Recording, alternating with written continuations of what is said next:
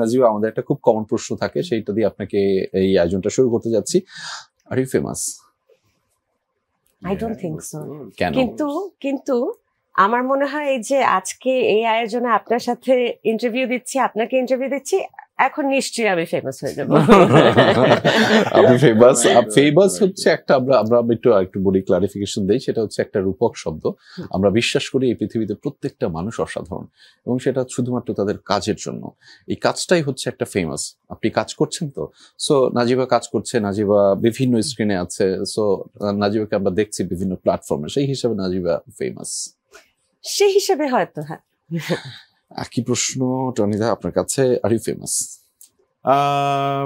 হ্যাঁ, আমি ফেমাস আপনার ডেফিনেশন অনুযায়ী তো ডেফিনেটলি।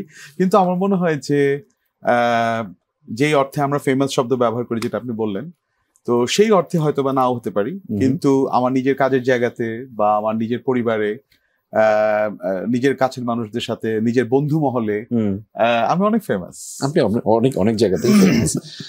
আপনি আসলে ফেমাস তৈরি করেন, এই যে নাজিবার মতো, টনি ভাইয়ের মতো সব মানুষকে ফেমাস তৈরি করেন, কিন্তু আপনি নিজেও ফেমাস। কিন্তু আমাকে এই প্রশ্নটা করতে হয়, আর এই ফেমাস?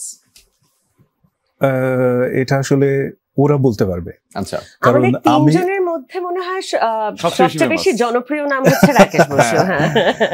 হ্যাঁ, কিন্তু আমার পা হচ্ছে যে এদের মতো মানুষের সাথে কাজ করার সুযোগটা, এটা একটা বিশাল ব্যাপার। টনিদাকে নতুন করে লঞ্চ করা, টনিদা কিন্তু পুরনো মানুষ মিডিয়া, সেই হিসেবে সে আমার কাছে ফেমাস ছিল, টনিদার কাছে আমি হয়তো ফেমাস ছিলাম, উনি আমাকে ফেসবুকে খুঁজে বের করেছিলেন।